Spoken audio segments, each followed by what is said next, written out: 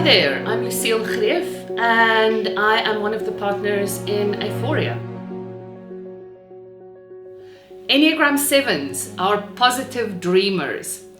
The perspective of joy, possibility, and things that are really great in the future. Enneagram 7s have an internal world that's all about freedom and all about making sure that I lean into good things and make positive experiences possible for myself and those people that I care for.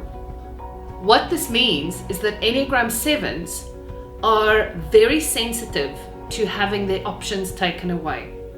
I've worked with many 7s that have stories about bad organizations being like prisons or like enslavement. So you can hear the metaphors of freedom versus freedom being taken away. That's part of the world of the 7s. Too much of a good thing is wonderful. Bring it on. Bring me possibilities, bring me options, bring me good things, but do not bring me pain and boredom. Many Enneagram 7s have an unconscious fear that if I were to really lean into pain and suffering, that I might get stuck at the bottom of a very dark well. And what that means is I clearly need to live my life in ways that avoids that well. So when times are tough, have a party. When I'm worried about something, think of great things that are happening in the future. It's either mental or behavioral escapism that can help me avoid being stuck in this dark space. Enneagram 7s live in the future. It's definitely nicer there than here. So even when you're in a conversation with them, you might get this idea that they're thinking about who they're speaking to next or what's happening on Wednesday, even though it might only be Monday. They're very future oriented, and a lot of their mental energy is invested in making sure that what is in the future is great and fantastic. The enthusiasm that Enneagram 7s bring means that they're dreamers. They're able to bring visions and ideas and solutions that might not be that obvious for others. And they often bring those solutions and ideas with a language that makes it sound really promising, like the promised land that we are moving towards in some way. When we look at Enneagram 7 leaders, what are some of the strengths that they bring? The first is this capacity to envision and to dream and to believe that there is a solution if we only brainstorm together and bring great ideas. They're full of options, so they don't easily get stuck in problem-based thinking. They move on to solutions and find ways of bringing others along in that process as well. Enneagram 7s are great innovators and often are at the starting point of the adoption curve when there's new technologies or new ideas or transformation projects in the organization that we need to support. They say, yes, I'm in. It's new, it's fresh, it's wonderful. That really helps them to kickstart big projects with big dreams and to invest energy in making sure that we try out new things.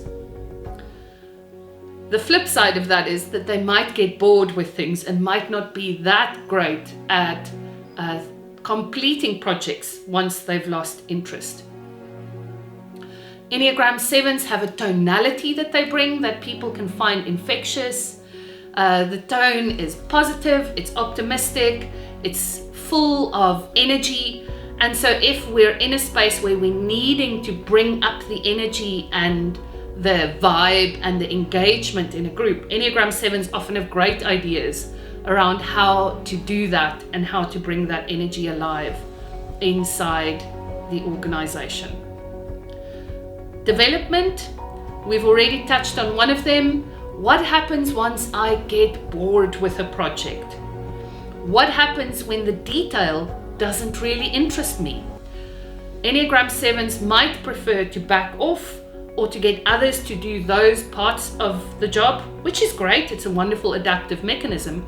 But we can't avoid the boring admin in all parts of our lives and in all parts of our work.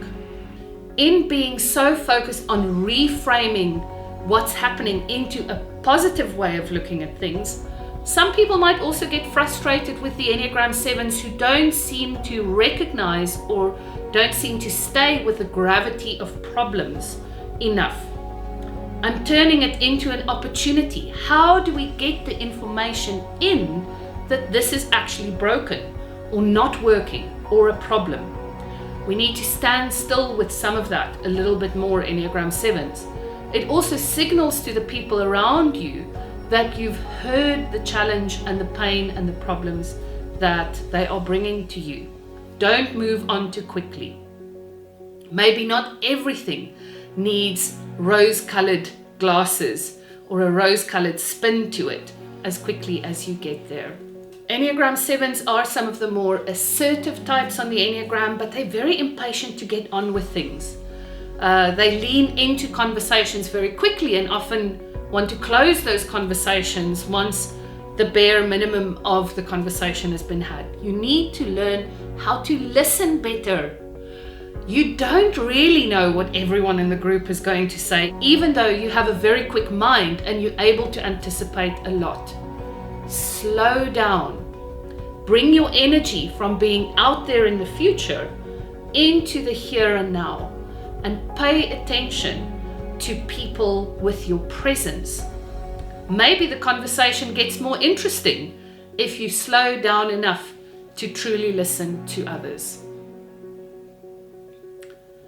The journey from vice to virtue for the Enneagram 7 is from gluttony, which is too much of a good thing is wonderful, and speeding up to the point where I feel that it's impossible to satisfy that inner part of me that is always longing for more positivity, for more satisfaction. That's gluttony. Into the place of sobriety.